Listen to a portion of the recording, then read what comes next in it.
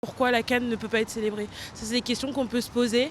Est-ce que c'est potentiellement discriminatoire? Moi, je pense que tout le monde devrait pouvoir fêter et célébrer les victoires de son pays d'origine. Célébrer les victoires, alors aujourd'hui on se rend compte que souvent la célébration de victoire ça amène aussi beaucoup de dégâts autour.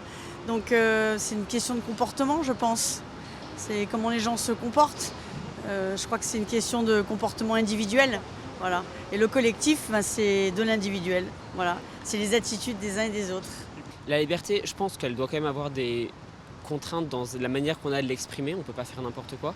Sur la question de l'éducation des gens et de la peur, je pense qu'il y a eu plusieurs événements récents qui ont quand même donné un peu des raisons de s'inquiéter aux gens sur des débordements très forts qu'il y a eu. Et donc je comprends la précaution, mais c'est vrai qu'après il faut que ce soit à la mesure de l'acte des gens. Si c'est juste porter un maillot, et ça semble a priori disproportionné. Qu'en est-il des autres, quand il s'agit d'événements sportifs d'autres nations? Quand c'est la France, on peut, mais quand c'est par exemple pour l'Allemagne ou pour l'Angleterre, hein, est-ce que c'est autorisé ou pas? Moi je pense que c'est normal parce qu'on est dans un pays étranger, il faut respecter les droits d'un pays, le pays qu'on est accueilli dans ce pays, il faut respecter les lois, il faut respecter il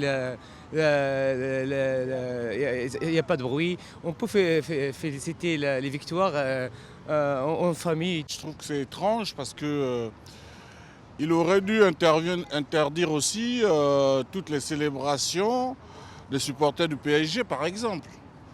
Parce que j'ai assisté dernièrement à tout ce qui s'est passé lors de la victoire du PSG.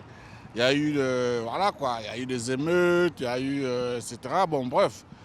Donc je me demande quelle est la motivation de ce monsieur pour interdire les célébrations des équipes, des supporters de la Coupe d'Afrique en fait. L'État n'arrive vraiment pas à contrôler les événements. Et ils bloquent toutes les lois, ils font tout leur possible pour pouvoir éviter les cassures. Mais je pense qu'il faut employer, plus de policiers ou plus, je sais pas. Mais je pense qu'on peut mieux encadrer. Je pense que c'est une faillite de tout le monde. Je pense que tout le monde est co-responsable. Voilà.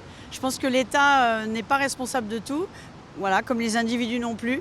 Je pense que c'est aussi une manière de fonctionner et une culture en France. Il faut travailler ensemble et pas les uns contre les autres. Il y a des bandes de casseurs qui attendent n'importe quel événement pour venir casser le bien d'autrui ou détériorer les magasins, les façades gratuitement. La plupart ils viennent pour fêter, mais il y a des voleurs, il y a des casseurs, il y a tout ça qui se mélange avec les gens, qui viennent faire la fête, qui sont normales, en famille, qui vont féliciter. Je pense qu'il y a une crainte, c'est un peu stéréotypé. Tout est stéréotypé en France. Je pense que ça aurait été différent si c'était un autre match. Si c'était le PSG contre une autre équipe, ça aurait été différent. Et c'est ça qui est dommage. Ça peut être considéré comme du racisme, mais après ça peut aussi être une question de sécurité, dans le sens où l'État n'est pas capable de gérer, mais en même temps censé être un événement de célébration. Donc pourquoi devrait-il avoir des mesures de sécurité particulières?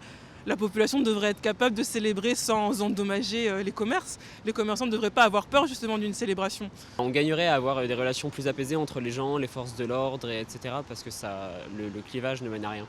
Je trouve que c'est triste, ouais. Je pense qu'il y avait plus de tolérance dans les années 70-80.